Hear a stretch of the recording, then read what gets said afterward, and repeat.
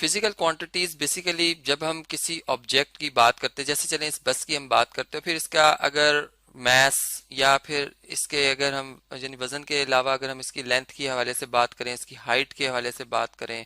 तो ये इसकी जो ये प्रॉपर्टीज हैं ये जो कि मेजरेबल हो सकती हैं, ये फिजिकल क्वांटिटीज कहलाती हैं। ठीक है, यानी मैं ये कहता हूँ चलें ये बस इस वक्त ए पॉइंट पे खड़ी है और ये इस तरह से मूव होती हुई बी पॉइंट तक आई है, तो ए पॉइंट से बी पॉइंट तक इसने जो ये फासला तय किया है, डिस्टेंस कवर किया है, ये जो अगर हम इसे मेजर करें तो ये भी एक जो क्वांटिटी होगी, इसको हम कहेंगे कि ये हमारे पास फिजिकल क्वांटिटी है। यानी अब यहाँ पर हम यूँ कहते हैं कि वो क्वांटिटीज जो कि हम बगैर किसी और क्वांटिटी के मालूम कर सकते हैं, उन्हें बेस क्वांटिटीज कहते हैं। जैसे और इसमें अगर जैसे मैंने लेंथ की बात की तो ये बेस क्वांटिटी, और ऐसा कि हमारे पास 7 क्वांटिटीज हैं जो कि हम डायरेक्ट मेजर कर सकते हैं। ठीक, तो चलें अगर पहले हम लेंथ के हवाले से, डिस्टेंस के हवाले से देखते हैं कि अगर हमने इसको मेजर करना है तो इसकी मेजरमेंट के हवाले से अगर हम देखें तो हमें जो है वो यूनिट और साथ में उसकी मिकदार जो है वो मालूम होनी चाहिए। और इसको मेजर करने के लिए हम एक स्टैंडर्ड एक ऐसा पैमाना लेके आएंगे जिसको कि फिर हम मुतारिफ भी करा सके दूसरे लोगों के साथ। ठीक, तो मैं यूँ कहता हूँ चलें अगर ये फर्ज करें एक हमारे पास ये एक रॉड है, ठीक है, जिसको कि मैं कहता हूँ कि ये ए प्राइम से बी प्राइम तक है, ये मेरे पास एक पैमाना है जिससे मैं इस दो गाड़ियों के दरमियान जो फासला है ये, या इस गाड़ी ही की अपनी पहली पोजीशन से आखिरी पोजीशन तक का जो फासला है उसको हम मेजर कर रहे हैं। तो इसके लिए क्या करेंगे जी, ए प्राइम को ए पॉइंट पे रखेंगे और रॉड का दूसरा सिरा जो है वो यहाँ इस फासले पे रखेंगे जो कि यहाँ से हमें नजर आ रहा है। फर्ज करें कि एक दफा रखने से ये बी प्राइम पॉइंट यहाँ पे आता है, लेकिन हमने देखा कि ये तो भी काफी दूर है बी पॉइंट, तो इसका मतलब इस तरह के और भी हमें जो है वो रॉड्स रखने होंगे या इसी को आगे चलाना होगा। तो इसी तरह जहाँ पे इसका दूसरा टर्मिनल आर्म आया है या सॉरी टर्मिनल जो पॉइंट आया है यहीं पर रख के फिर इसके दूसरे सिरे को देखा जाएगा। तो ये यानी एक दफा यहाँ पर, दूसरी दफा यहाँ, फिर थर्ड टाइम यहाँ पर अंदाजन चलें यहाँ पर आ जाएगा कहीं पे, और फोर्थ टाइम जो है वो यहाँ पे आ जाएगा कहीं पर, या इससे चलें यहाँ पर अगर आ रहा है तो 4 और यहाँ पे 5 है, तो ये 4 और 5 के दरमियान है, तो फिर हम यूँ कहेंगे कि ये जो ए और बी के दरमियान फासला है वो 4 पॉइंट ऑफ ये जो रॉड है इसकी लेंथ के बराबर। अगर ये फर्ज करें इसको मैं एम से जाहिर करता हूँ, मैं कहता हूँ ये 1 मीटर है, तो फिर इसको मैं कहूँगा कि ये 4.5 मीटर है फासला ए से लेकर बी पॉइंट तक का। ठीक है, तो इसमें जो 4.5 है अगर हम इसे देखें तो ये हमारे पास मिकदार है यानी मैग्नीट्यूड है, और जो हमारे पास मीटर था, अब मीटर भी हो सकता था, ये इसको हम फीट में भी ला सकते थे, यानी तो हमारे ऊपर है कि हमने किस अंदाजे से इसको मेजर किया हुआ है। तो फिर ये हमारे पास जो है ये एक मेजरमेंट मुकम्मल होती है मैग्नीट्यूड के साथ और यूनिट भी। तो इसी तरह से जो कि ये डायरेक्ट मेजर हुई है तो हमने कहा ये बेस क्वांटिटी है। इसी तरह अगर हम फर्ज करें कि अगर मैथ्स की बात करते हैं जो कि आम तौर पर हम घरों में भी देखते हैं कि जो हम मैथ्स मेजर करते हैं वो एक तराजू की मदद से करते हैं। ठीक है, और जो कि अक्सर शॉप्स पे भी अवेलेबल होता है, जिसके कि दो पेन्स हम इस तरह से बना लेते हैं और एक पेन पे हम वेट्स रखते हैं, यानी एक ऐसा स्टैंडर्ड रखते हैं जिसका मुवाजना जो है फिर हम जो है वो ऑब्जेक्ट के वजन से कर रहे होते हैं। तो इधर हम यूं कहते हैं कि चलें फर्ज करें ये मेरे पास जो है एक एक इसका पेन है, इसे मैं ए पेन कह देता हूँ, और ये जो है वो बी पेन यानी पलड़ा है। अब हम क्या करते हैं कि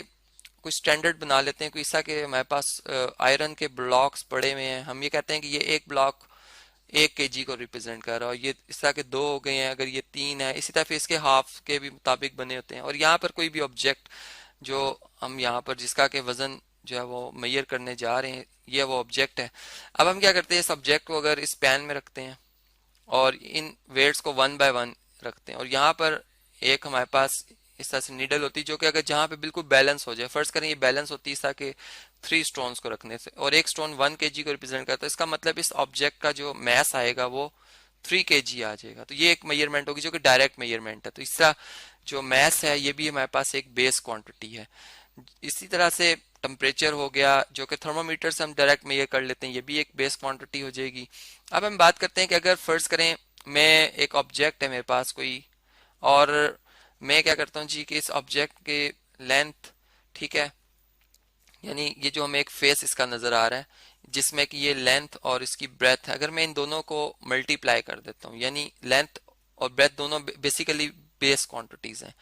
लेंथ और ब्रेथ, ब्रेथ चूंकि लेंथ ही का एक दूसरा नाम है, एक डायमेंशन मुख्तलिफ हो जाती है जिससे कि एरिया आ जाता है। तो हमने देखा कि जो एरिया है बेसिकली जो कि दो बेस क्वांटिटीज को मल्टीप्लाई करने से हासिल हुआ है, तो ये एक डिराइव्ड क्वांटिटी, यानी ये वो मिकदार है जो कि किसी बेस क्वांटिटी को मल्टीप्लाई करने से हासिल हो रही है। तो इस तरह से हम इसे कह देंगे कि ये डिराइव्ड है। ठीक है, इसी तरह अगर फर्ज करें मैं, अगर फासला जो है, इसमें कहता हूँ कि गाड़ी ए पॉइंट से बी पॉइंट तक इसने एक फासला तय किया है, ठीक है, और ये फासला इसने, मैं कहता हूँ जी, कितने टाइम में कवर किया है, 1 सेकंड में कितना फासला तय किया, या अगर मैं स्टॉप वॉच से ए पॉइंट से बी पॉइंट तक का फासला मैं ये करता हूँ, टाइम मेरे पास 5 सेकंड आता है, तो मैं 5 पे डिवाइड करता हूँ, तो ये मेरे पास इसकी रफ्तार आ जाएगी, जिससे कि हम अपनी आम लाइफ में भी इस्तेमाल करते ही हैं। तो ये दो बेस क्वांटिटीज को डिवाइड करने से हासिल हुई, जो कि फिर हम ये कहेंगे कि ये भी एक क्या है जी, डिराइव्ड क्वांटिटी। तो यहाँ से हमें पता चला कि बेस क्वांटिटीज को मल्टीप्लाई या डिवाइड करने से जो क्वांटिटी हासिल होती है वो डिराइव्ड कहलाती है, जबकि खाली मल्टीप्लाई करने से जो है वो हमारे पास बेस क्वांटिटी कहलाती है। तो यहाँ पर इन दोनों ही क्वांटिटीज को मैंने अलग अलग लिखा हुआ है। जैसे बेस क्वांटिटीज में जो 7 बेस क्वांटिटीज हैं, जिनमें कि लेंथ है, मैस है, इलेक्ट्रिक करंट है, टाइम है, टेम्परेचर, इंटेंसिटी ऑफ लाइट और अमाउंट ऑफ सब्सटेंस, इनके यूनिट्स भी मैंने जो है वो मेंशन किए हुए हैं के सामने, ठीक है, जो कि आप देख सकते हैं, इनके सिंबल्स भी। साथ ही अगर ड्राइव यूनिट्स को देखा जाए, ड्राइव क्वांटिटीज के यूनिट्स को देखा जाए, यानी इनके यूनिट्स को ड्राइव यूनिट्स कहा जाता है, तो वो वॉल्यूम, जैसे मैंने भी आपको बताया कि लेंथ, ब्रेथ और अगर हाइट भी आ जाए तो ये इसका यूनिट मीटर क्यूब हो जाएगा। इसका फोर्स है, इसका प्रेशर है, वर्क है, इलेक्ट्रिक चार्ज है, वेलोसिटी है, ये तमाम वो हैं क्वांटिटीज जो कि बेस क्वांटिटीज को मल्टीप्लाई या डिवाइड करने से हासिल होती हैं। इसी तरह और भी बेशुमार क्वांटिटीज हैं जो कि डिराइव्ड हो सकती हैं, जबकि बेस की क्वांटिटीज की तादाद 7 ही, ये इस अमाउंट से ज़्यादा नहीं हो सकती। और इनकी एक और पहचान के इनके जो यूनिट्स हैं वो सिंगल हैं, अगर आप देखें, जबकि डिराइव्ड क्वांटिटीज़ के यूनिट्स को अगर आप देखें तो इनमें कुछ आपको यहाँ से इनमें फ़र्क नज़र आएगा। जैसे ये मीटर क्यूब लिखा हुआ है,